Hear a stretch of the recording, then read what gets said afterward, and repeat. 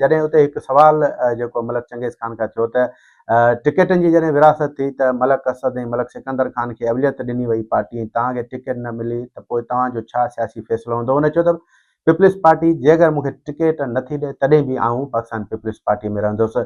मलिक चंगेज़ ख़ान चयो त कोस्तान में बुनियादी मसइला आहिनि, तमामु वॾा मसइला आहिनि। हिते जेके सिंध सरकार पाकिस्तान पीपल्स पार्टी जेके तरक़ियाती कमनि जे लाइ पैसा त ॾिना, पर हिकठी जेकी क़ाइमी हिकु शख़्स जेको हे सॼो इक़्तिदार ते कब्ज़ो करे वेठो हो, इक़्तिदार ते वेठल हो, उन जेको पंहिंजनि वॾेरनि खे स्कीमूं ॾिनियूं, पंहिंजनि माण्हुनि खे स्कीमूं ॾिनियूं, अवामी जेके माण्हू आहिनि उन्हनि खे अवाम जा जेके मसइला आहिनि उन हल न कया। पाणी जा मसइला आहिनि कोटली साइट बोलाड़ीअ में, ऐं उन सां गॾोगॾु कोस्तान में उहे पाणी जा मसइला जेके हल कंदासीं, तरक़ियाती कम जेके आहिनि उहे कंदासीं। हुन चयो त पाकिस्तान पीपल्स पार्टी क़यादत जेको असांखे तरक़ियाती कम कराइण जे लाइ ख़ातिरी कराई, असीं हुते तरक़ियाती कम कराईंदासीं। हीउ जेको तव्हां एॾो वॾो इज्तिमा, एॾो वॾो जेको इस्तक़बाल कयो, हुन चयो त असां तव्हां ज़िले जामशोरे जे माण्हुनि जा थोरा हिते आहियूं जंहिं असांजो भरपूर इस्तक़बाल कयो।